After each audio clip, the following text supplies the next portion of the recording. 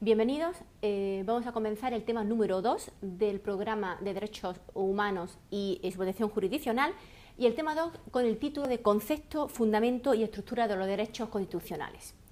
Es un tema fundamental para entender progresivamente cómo se han ido, garantizando los derechos fundamentales en nuestro ordenamiento jurídico. En primer lugar, vamos a ver el concepto, la naturaleza y el fundamento de los derechos fundamentales.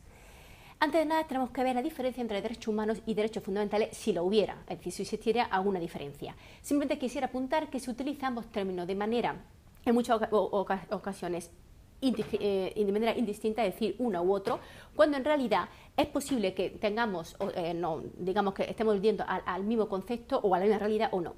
En general, ¿qué es lo que se hace? En general, la doctrina ha dicho que derechos humanos son, o digamos que queremos que sean, o de alguna manera son todas las facultades que reconocen o se reconocen al individuo, todos aquellos relativos a la libertad, a la igualdad, etcétera, y a la dignidad, y que aún todavía o no han sido positivizados en un ordenamiento jurídico interno. Se reserva de una manera el concepto de fundamentales cuando los derechos humanos han sido incorporados al ordenamiento jurídico.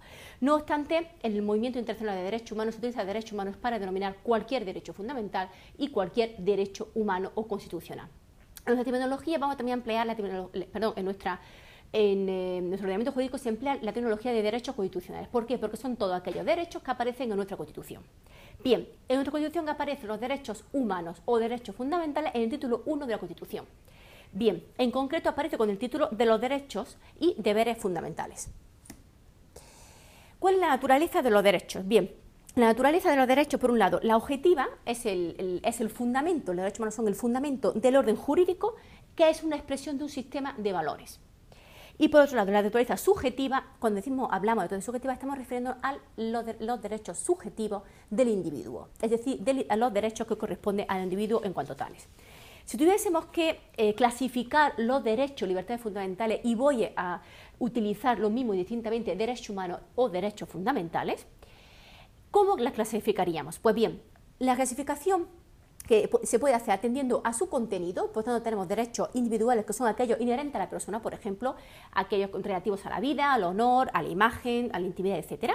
Los derechos de libertad, todos aquellos que requieran el derecho para desenvolverse como persona en la sociedad, por ejemplo, la libertad ideológica, de asociación, la libertad de expresión, la libertad de reunión, etc. Derechos de prestación. Los derechos de prestación son aquellos que requieren una prestación del Estado para poder satisfacerse, por ejemplo, el derecho a la educación. Bien, atendiendo a su nivel de protección, también podemos clasificarlos. ¿Cómo?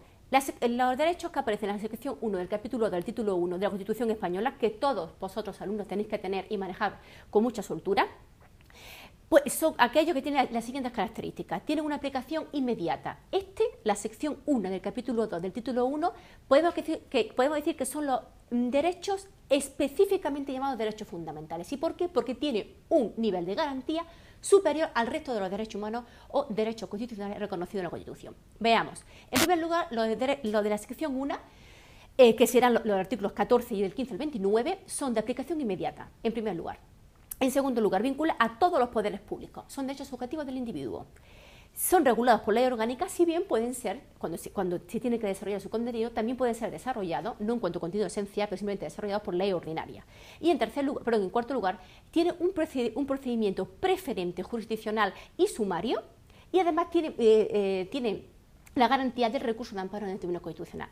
Precisamente es lo que le va a distinguir con respecto al nivel de garantía de la siguiente sección de derechos humanos. La sección 2 del capítulo 2. Estos, como veis, son exactamente igual. Aplicación inmediata, vínculo a los poderes públicos, son derechos subjetivos regulados por ley ordinaria, por lo tanto no ley orgánica, y la evolución jurisdiccional ordinaria. Ahí estaría la diferencia con respecto a la sección anterior. Siguiente sección, capítulo 3, título 1. No son derechos, entiéndanme, fundamentales entendidos como fundamentales, pero sí son derechos humanos.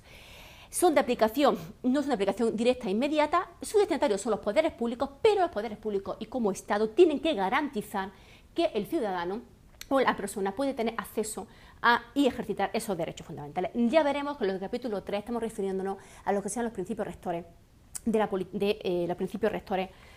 respectivos rectores.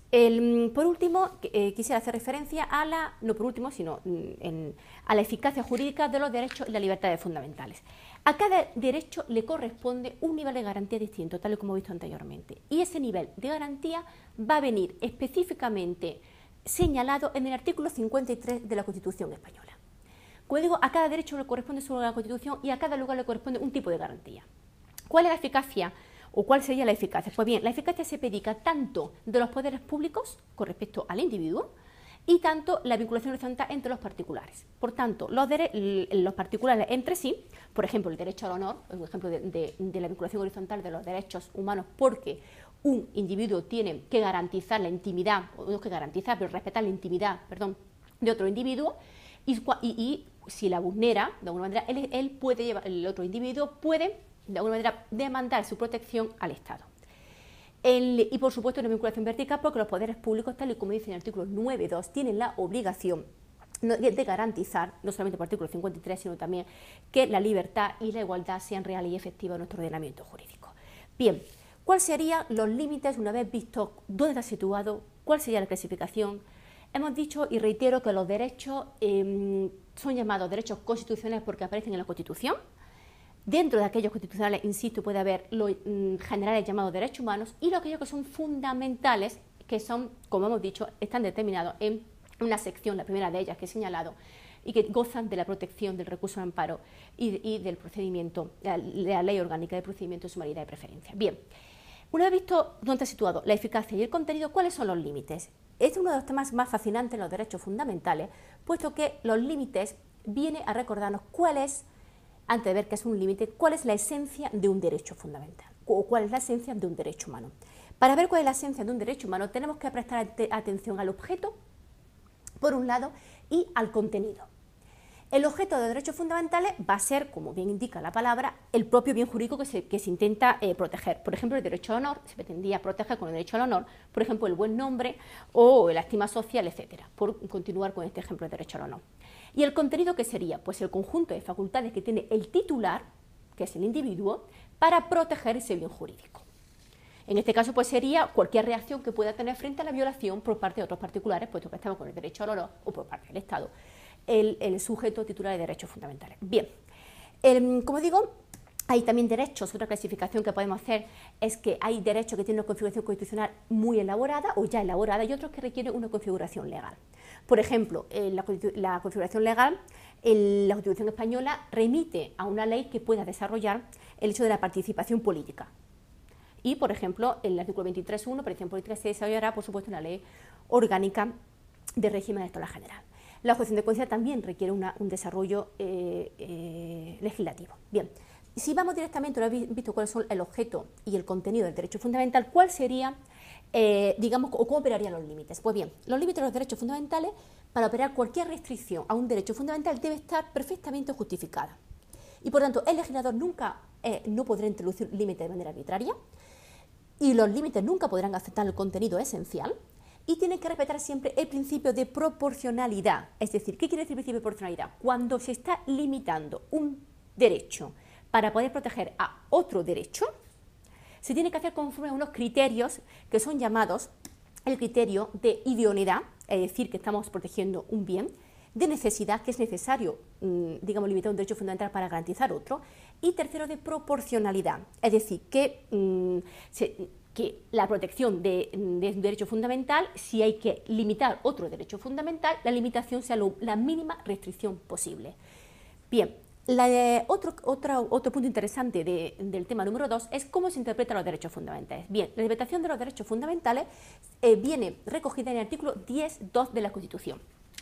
El artículo 10.2 de la Constitución viene a decir literalmente que las normas relativas a los derechos fundamentales y a la libertad de la Constitución que reconoce la Constitución se interpreta en conformidad a la Declaración Universal de los Derechos Humanos señalada en el tema anterior y los tratados internacionales y acuerdos suscritos por España. Esto quiere decir que el estándar mínimo de protección va a ser el 10.2 y esto conlleva, o digamos, esto nos da a entender que siempre se tiene que interpretar conforme al tratado internacional, pero si en el ordenamiento jurídico español interno tiene un nivel de garantía mayor que el reconocido internacionalmente, se respetará por el principio del favor libertatis, siempre digamos, el nivel de protección mayor del derecho fundamental. ¿Qué ocurre con la titularidad de los derechos fundamentales? Bien, la titularidad de los derechos fundamentales, principalmente, la titularidad hace referencia al sujeto, y por tanto ya veremos si son de todos o de algunos ciudadanos. En segundo lugar, el ejercicio son las potestades que tiene el titular para desarrollar ese derecho fundamental. La titularidad no es renunciable y en algunos casos el ejercicio sí es renunciable. En cuanto a la minoría de edad, simplemente señalar que los menores son objeto, es decir, no es que son sujetos, no objeto de derechos fundamentales, tienen la titularidad de los derechos fundamentales y estará en función de su condición de madurez. Las titularidades de las personas jurídicas también aparecen reconocidos, no exactamente en la Constitución, pero sí aparece reconocido como las comunidades, como los sindicatos, como las confesiones religiosas, etc. Y luego los extranjeros también tienen derechos, son sujetos de derechos fundamentales y para ello tendremos que atender al artículo 13 de la Constitución. Simplemente el artículo 13 de la Constitución, no voy a ir ahora, ustedes lo tienen, vosotros lo tenéis directamente en el texto, pero simplemente quiero resaltar que el artículo 13 lo que viene a decir que hay derechos reservados exclusivamente a los españoles, son aquellos que vienen en el 13.2, que generalmente son todos aquellos relativos a la participación política, es decir, sufragio activo y sufragio pasivo, salvo, como sabemos, en las elecciones municipales que puede estar autorizado, por ley se pueden autorizar que aquellos que no sean españoles puedan gozar del derecho de sufragio pasivo. En segundo lugar, aparecen los derechos que son de todos los individuos, extranjeros o no extranjeros, regulares o irregulares en nuestro país, que son aquellos que son todo lo relativo a la dignidad humana. Con ello quiero decir la libertad, la igualdad, todo aquello relativo a la libertad de generar a la vida, a la integridad física, a la intimidad, al honor, etc. Sí, los derechos que están reconocidos expresamente a los extranjeros son todos aquellos que en el texto constitucional aparece con la palabra todos.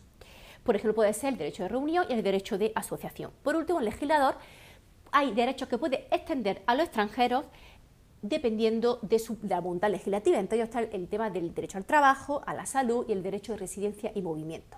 Por último, acabamos ya este tema con lo que se conocen como los deberes constitucionales. Hemos hablado de derechos fundamentales, hemos hablado de derechos humanos, hemos hablado de derechos constitucionales. ¿Qué ocurre con los deberes? También existen deberes constitucionales que vinculan tanto a los poderes públicos como a los ciudadanos. Veamos, el concepto de deber constitucional aparece en el artículo 30 y, insisto, en el artículo 30 viene generalmente, bueno, solamente, a hablar del derecho y el deber de los españoles de defender a España. Luego, posteriormente, será en el 31 el derecho y el deber de las obligaciones tributarias.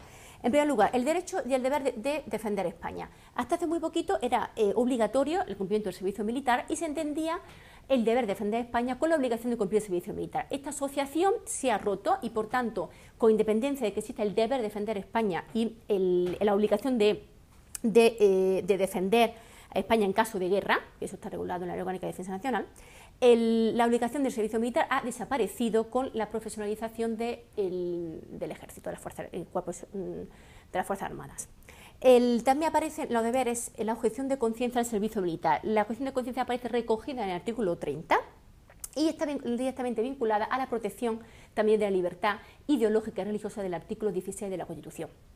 No obstante, la objeción de conciencia al servicio militar no solamente al servicio militar, sino todo aquello relativo a gasto, bueno, no gasto militar, sino todo lo que sea participación en una guerra, más que en una guerra, en cualquier conflicto bélico. Como sabemos, la ley de prestación de social sustitutoria, anteriormente a la eliminación de la obligación del servicio militar, regulaba la posibilidad de aquellos objetores cumplir con una prestación social sustitutoria aquellos que no cumplían con el servicio militar. Bien, en el artículo 31 aparece el sujeto, los deberes tributarios, que es la obligación de todos, no solamente españoles, sino cualquier ciudadano español o no que resida en España, de sostener a los gastos públicos de acuerdo con su capacidad económica. Literalmente dice, todos contribuirán al sostenimiento de los gastos públicos de acuerdo con la capacidad económica mediante un sistema tributario justo. Esto quiere decir que se consagra el principio de progresividad fiscal, es decir, que a más renta se pagará más impuestos y a menos renta menos impuestos. Por último, simplemente mencionar que existen no solamente los deberes constitucionales que he mencionado, tributarios y la obligación de defender a España, sino también otros deberes constitucionales que aparecen digamos, en distintas partes o distintos artículos de la Constitución española, entre ellos, por ejemplo, el deber constitucional de conocer el castellano, que aparece en el artículo 3.1, o el deber de conservar el medio ambiente en el artículo 45.1, o la obligatoriedad de la enseñanza general básica en el artículo 27.4. Muy bien, con esto finalizamos una primera, digamos, explicación sobre lo que es los derechos fundamentales y a continuación pasaremos al tema número 3, que viene a digamos, explicar cuáles son las garantías de estos derechos fundamentales. Muchas gracias.